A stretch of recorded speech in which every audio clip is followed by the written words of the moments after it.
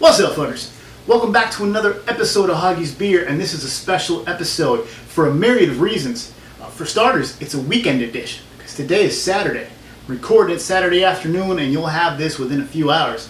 So, aside from the fact that it's a weekend, I got kind of like a personal update going on, and today's beer is also kind of special, but more on that in a second. Before I get into any of that, I do want to apologize for not being able to keep the upload frequency that I promised you guys when I started doing Hoggie's Beer. Because you guys know, since I came back to YouTube full-time doing these Hoggie's Beer videos, I promised you guys 2 videos a week. 2 new videos, 2 new beers every week, Tuesday and Thursday uploads. And you may have noticed that this week there was no Tuesday upload, and there was no Thursday upload. I was finally able to get you guys an upload, a video, last night, and that was the PBR video.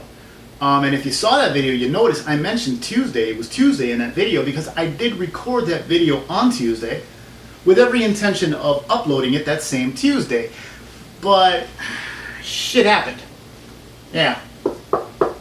This is just the temporary splint they gave me at the urgent care. I already have an appointment with the ortho for Tuesday at 10 a.m. where I'll probably be getting the full-on cast because I have fractured the hamate bone in my right hand. That is a little bone that's at the bottom of the hand where it goes into the wrist. I fractured that little bone and fucked my shit up. So, and I'm right-handed, by the way, so this has really fucked my world up. So this is the reason why I couldn't get to the Tuesday upload and why there was no Thursday video. You know, and in case I miss any more videos after this, because I am promising to go back to Tuesdays and Thursdays, but in case I miss a video or some shit happens, I hope you understand why. Now, the good thing is that, you know, basically I'm going to have to be sitting on my ass because, you know, if I get a cast, it'll probably be for about 6 weeks. I'll have to wear a cast and my right hand will be immobilized, making me completely useless. But, you know, I went into business for myself. I have my own company now, and unfortunately I deal with furniture and heavy shit, so I really won't be able to do much this week. But fortunately, I have a little safety net. You know, I have some cash put away and I have some other endeavors that I can concentrate on, so I'll be alright. It's basically going to be like a long vacation.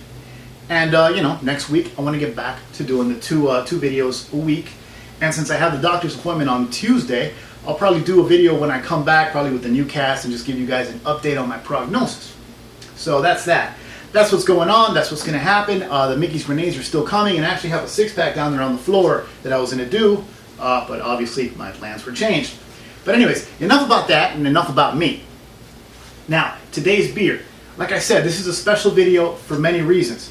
Because the beer we're having today, and some of you already know what's coming because you saw the title of this video and you understood what it meant.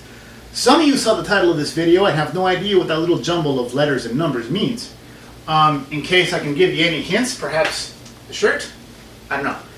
But like I said, this is special and this opens the door for us to talk about several things. Here's today's beverage of choice. Boys and girls, this is a 40 ounce of malt liquor, specifically West Coast Old English 800 brand malt liquor. That's the WCOE800. This is West Coast Old E. If we can kind of point it out here, let me see if I can get the camera to zoom. Bear with me, I'm going to be a little clumsy in this video because I am not fucking left-handed. Can we get a zoom? There we go, boys and girls. 7.5% alcohol by volume. This is the Old English that is sold west of the Rockies. East of the Rockies, where I'm at, Eastern Seaboard and everything else, we get the 5.9% version. So thank you to Mr. OD for sending me this. But this is special not just because it's a 7.5% Old E that we don't get around these parts, but this may be also the last time I ever have an Old English in a glass bottle. Now, before we crack that open, Missy, should I? Yeah, you know what, before we continue talking, what's my time on here? This video may run a little longer than usual. So before we continue talking, let's crack this open and get some music, huh? Huh? There we go. Welcome to Death Row. Like we always do about this time. Fuck.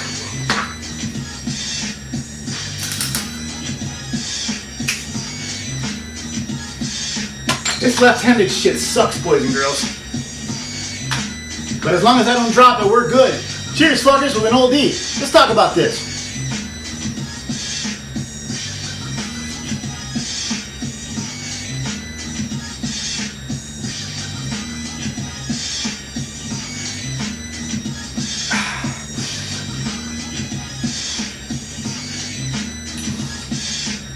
Now, this is right at its best by date or expiration date, but I still think it tastes beautiful. Now, I'm gonna have to put it down for a second here, because the reason I'm doing this, like I said, West Coast Oldie we don't get around these parts. Turn down the Dre instrumentals there. West Coast, The Chronic, Dr. Dre instrumentals, West Coast Oldie, I had to do it. But aside from the fact that this is that West Coast shit that we don't get in Florida or on the East Coast, it's also because that is a glass bottle. Now granted, the date on that bottle says July 7th, 2014. So that beer was bottled about 6 months and 1 week ago. So it's borderline expiration date, borderline best by date. But it's still glass. Glass is gone, boys and girls. That may be the last oldie I ever drink in glass, and maybe one of the last ones you ever see in glass. Because for those of you who don't know, Miller owns Old English. Don't believe that Old English Brewing Company shit or whatever it says on there. It's owned and brewed by Miller. And Miller has switched all of its economy beers to plastic bottles. It ain't just Florida, baby. The rollout is taking its time. They started like in the Great Lakes region and I think like the Midwest, and they're slowly rolling it down and out. Florida's already got the plastic 32s and plastic 40s are everywhere.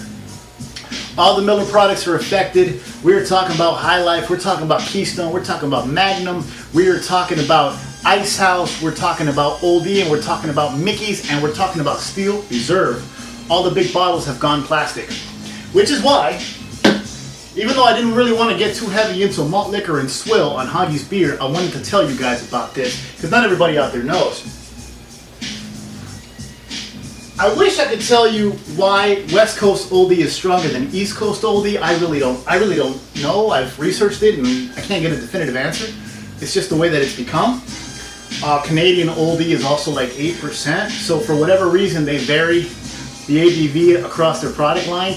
Don't ask me why, but like I said, this is something that'll soon be gone completely. And if the sales of the plastic beers, those certain brands that have gone into plastic, if those sales plummet, now that they've gone plastic, they may just be discontinued completely. So nobody knows what the future holds for an urban classic like Oldie.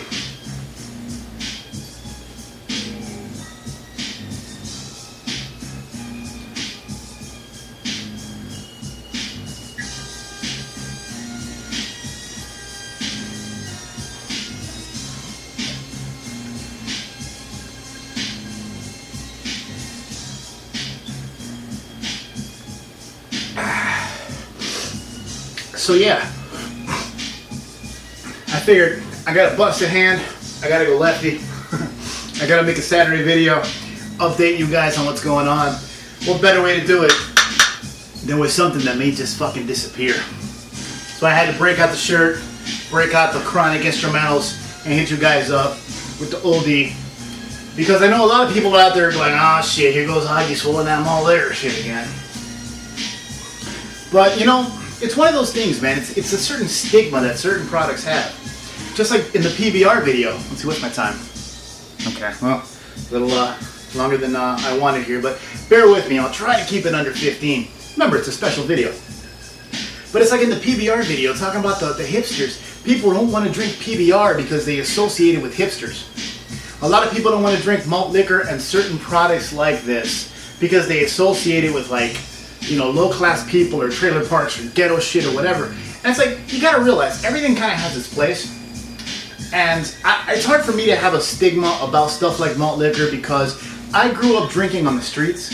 My first real experiences with alcohol and beer and getting drunk were on the streets, on the corners, in the alleys, in the stairwells, you know, doing shit we shouldn't have been doing, you know, because I was a little delinquent when I was a teenager. But the thing is, to me, I go back to this and I don't associate it with like ghetto street negative shit. I just have a nostalgic feeling towards it. I'm sure there's guys out there who used to drink bottom barrel shit like fucking Keystone by the fucking case when they were like in college. You know what I mean? And now they don't associate it with trailer parks and low people. They associate it with their college memories. So it's that kind of thing. You can't let the stigma get to you, especially with something like 7.5% OD. 140 of this shit will pretty much fuck you up. Now, it won't have you passed out on the floor unless your tolerance is really soft. But this balls will ride me out for a couple hours, man. You know what I mean? I ain't really doing shit. I'll be cleaning up the house. I'll probably clean up the kitchen, you know, maybe marinate some fucking pork chops or something, you know? And I'll do it with a nice buzz and some music jamming. And that's the whole point of something like this. You know what I mean? Some people want to drink a High Life that tastes like corn, and it has its purpose, and some people can really appreciate it in their situation. But don't knock the people who can appreciate something like this in his situation, or in their situation, because for what it is, it's pretty goddamn good. This is one of the better, higher alcohol malts out there, and I hope it doesn't disappear. It's already bad enough that they put it in fucking plastic.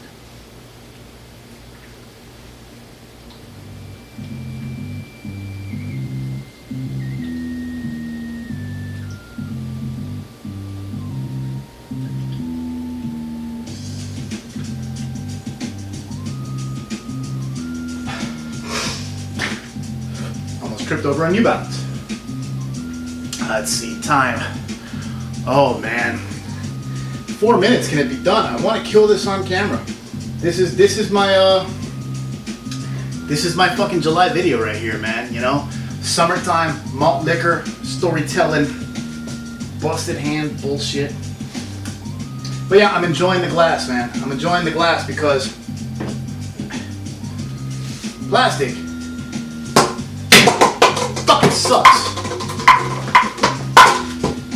I've only had the plastic 32, still haven't had a plastic 40. I may be going to Vegas to visit family within the next month or so. Now that I'm not working, I might take advantage and take a trip out there. So if I do, I'm going to bring back some 40s. I'll probably bring back a couple of plastics for the collection just to see them and taste them and have them. But beer and plastic do not mix. I'm just not a fan. But I mean, it is what it is, sign of the times and all.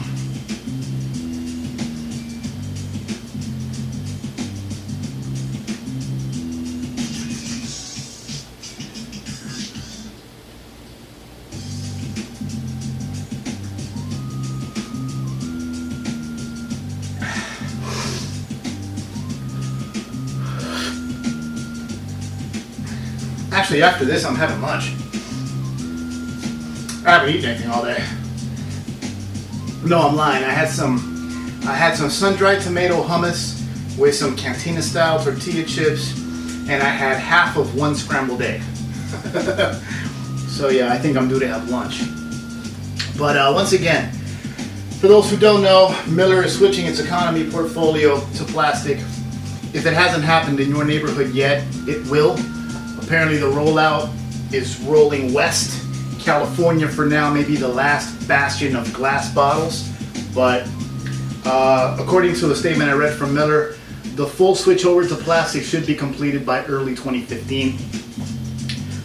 So, you know, it is what it is. We got plastic here already a couple of months ago, Oldie and Mickey's. Mind you, these are just the brands that Miller owns, because the Pabst beers, and I had confusion about this myself, the Pabst beers like PBR, Pabst beers like Schlitz Malt Liquor, because Schlitz Malt Liquor is owned by Pabst. But Pabst does not have breweries. Pabst has all their beers contract brewed by Miller.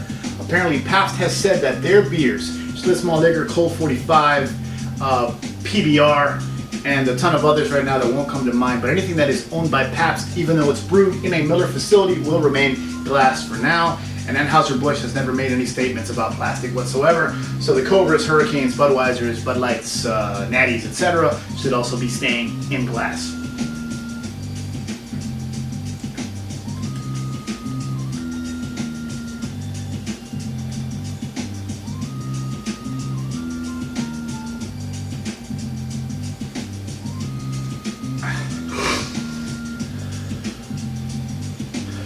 Might not be able to keep that 15-minute promise. For that, I apologize. Anybody who's still with me after 15 minutes, I love you guys. Remember, I got a cider coming up. I got the Mickey's Grenades coming up. And I just got, like I said, it's Hoggie's Beer. 2 new beers a week. We'll talk about them. We'll drink them. And, you know, it's not just about the beer. It's about it's about society, how that beer interacts with society, how people in society interact with that beer, and all that fucking socio-economical, cultural, fucking whirlwind bullshit that has to do with beer and people. That's what it's all about. It's about beer and the people who drink it. Where they come from, why they drink it, etc., etc., etc.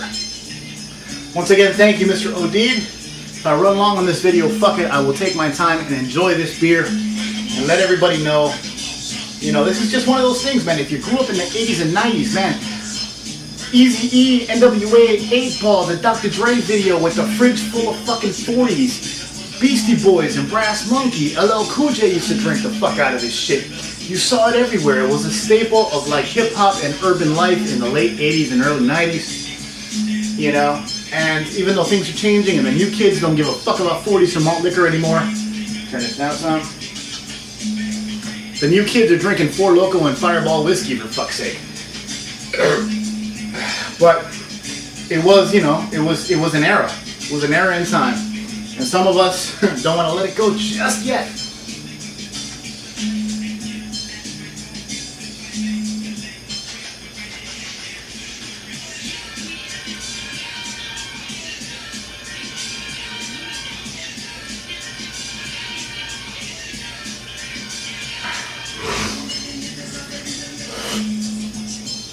So I do take that trip out to Vegas to see the old man and the family out there.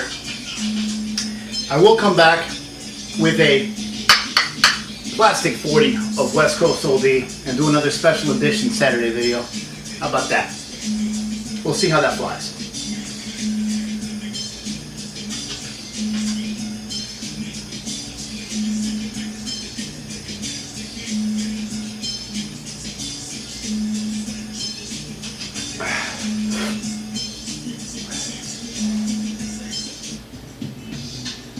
I had to skip past that just in case the YouTube copyright Nazis want to take down this video because, you know, Dr. Dre and internet fucking sharing don't get along.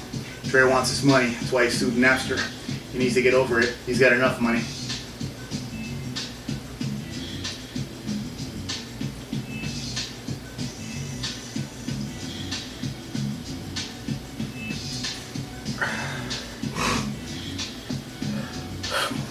Fuck it, a 20-minute video. I don't do it, but if you stayed with me, thank you. Thank you. I'll kill this and go have like a Jamaican patty or something. But there it is, the final swill on what may just be the final glass West Coast oldie I ever had. And growing up listening, coming from Vegas and the West Coast, and growing up listening to shit like Dr. Dre and watching those videos and growing up in that area, in that area and in that era. Yeah, no lunch. I can feel it soaking into the bloodstream. Fuck yeah. That's why it's a special edition, goddammit. But you know, growing up in that era, man, this is significant, and it's just one of those cool cultural things.